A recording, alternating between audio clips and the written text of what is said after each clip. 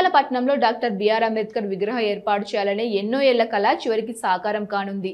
సంవత్సరాలుగా ఎదురుచూసిన ఈ ఆశ అంబేద్కర్ జయంతి రోజున నెరవేరబోతుండటంతో పట్టణంలో ఆనంద వాతావరణం నెలకొంది. నంద్యాల మున్సిపాలిటీ కార్యాలయం వద్ద నూతన అంబేద్కర్ విగ్రహ ఏర్పాటు పనులు వేగవంతంగా కొనసాగుతున్నాయి. ఎన్నికల ముందు ఇచ్చిన హామీ మేరకు నంద్యాల నడిబొడ్డులో విగ్రహం ఏర్పాటు చేస్తున్నామని నంద్యాల జిల్లా ప్రధాన కార్యదర్శి ఎన్ఎండి ఫిరోజ్ తెలిపారు. మాట ఇచ్చాం, మాట నిలబెట్టుకున్నామంటూ ఆయన పేర్కొన్నారు. ఈ నెల 14వ తేదీన విగ్రహ ఆవిష్కరణకు ఘనంగా నిర్వహించేందుకు ఏర్పాట్లు జరుగుతున్నాయి. ఈ సందర్భంగా విగ్రహం వద్ద జరుగుతున్న పనులను పరిశీలించిన ఆయన అధికారులకు పలు సూచనలు అందించారు. కార్యక్రమంలో ఎలాంటి ఇబ్బందులు తలెత్తకుండా ముందస్తు చర్యలు తీసుకోవాలని ఆదేశించారు. అంబేద్కర్ జయంతి రోజున కులాలకు అతీతంగా అందరూ పాల్గొని పండగ వాతావరణంలో కార్యక్రమాన్ని నిర్వహించాలని పిలుపునిచ్చారు. ఈ వేడుకలో నంద్యాల ప్రజలందరూ గర్వకారణంగా నిలుస్తోందని తెలిపారు. ఈ కార్యక్రమంలో మాజీ కౌన్సిలర్ కృపాకర్, టీడీపీ యువ నాయకుడు జోసఫ్, పార్టీ కార్యకర్తలు మరియు స్థానిక నాయకులు పాల్గొన్నారు. సంవత్సరాల కళ నెరవేరబోతుండటంతో నంద్యాల ప్రజలు ఆనందం వ్యక్తం చేస్తూ అంబేద్కర్ జయంతిని ఘనంగా జరుపుకునేందుకు సిద్ధమవుతున్నారు.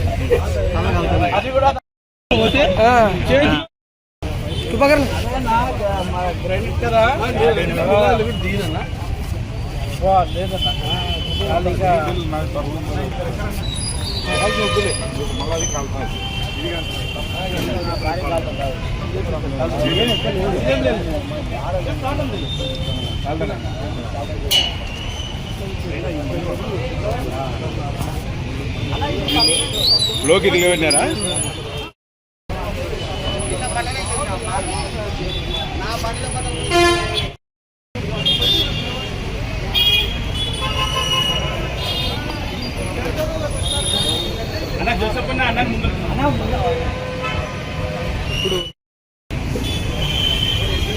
ఏర్పాట్లు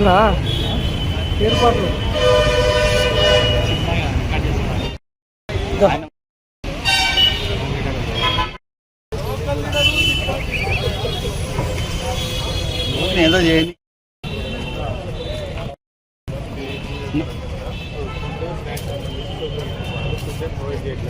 మీటింగ్ ఎన్ని గంటలకు? 1000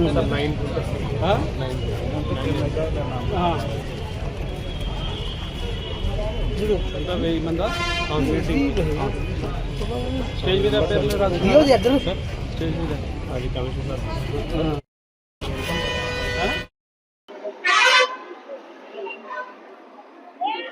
అందరికీ నమస్కారం.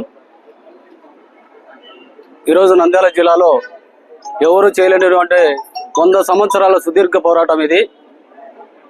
వైసీపీ ప్రభుత్వంలో మేము ఎన్నోసార్లు అయ్యా ప్రపంచ మేధావి, భారత రాజ్యాంగ నిర్మాత అందరి వాడని చెప్పి నంద్యాల జిల్లాలో ప్రధాన సెంటర్లో ఏర్పాటు చేయాలని చెప్పి కూడా మేము ఎన్నోసార్లు ధర్నాలు, నిరాదీక్షలు చేయడం జరిగింది.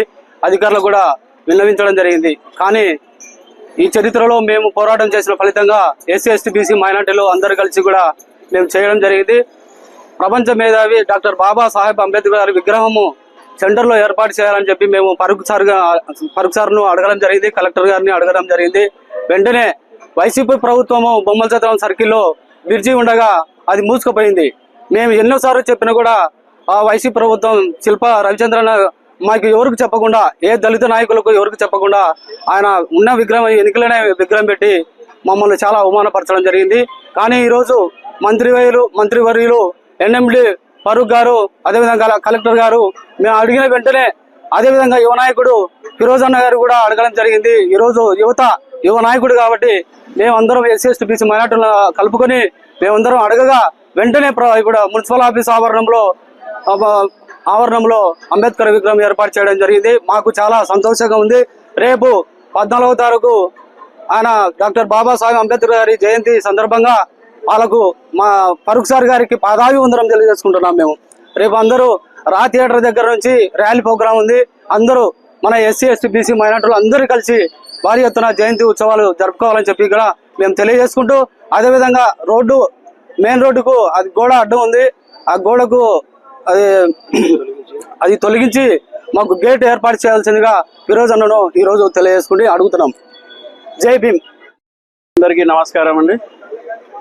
రేపు 14th ఏప్రిల్కి మీరు చూస్తున్నారు, మనం అంటే ఈరోజు వచ్చి మనం ఇన్స్పెక్షన్ చేయడం జరుగుతుంది.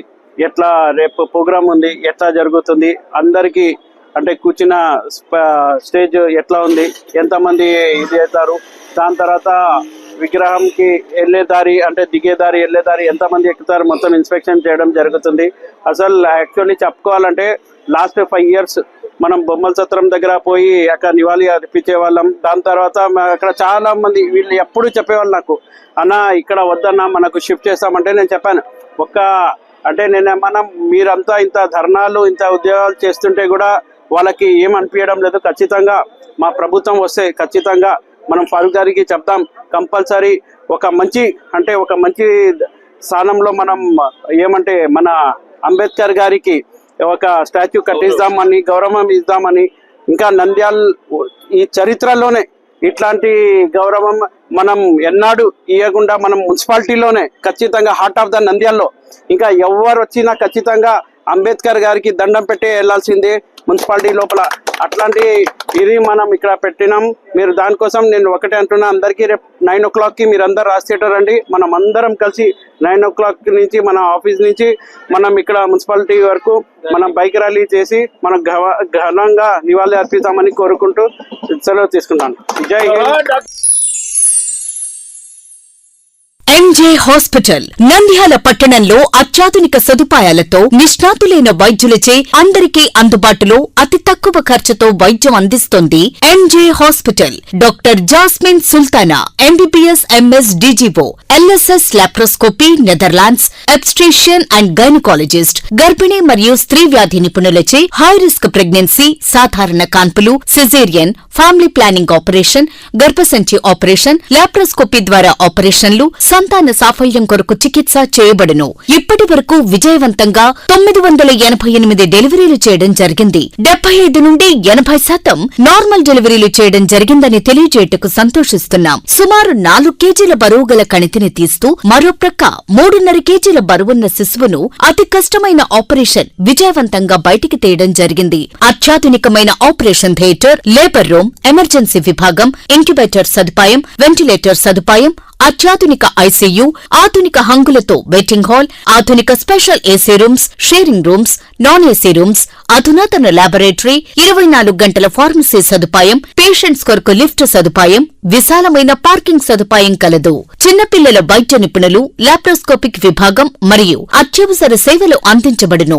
వివరాలకు సంప్రదించండి. MJ hospital, Sanjeev Nagar, Nandyal. Cell numbers 9959763848 and 9063078981.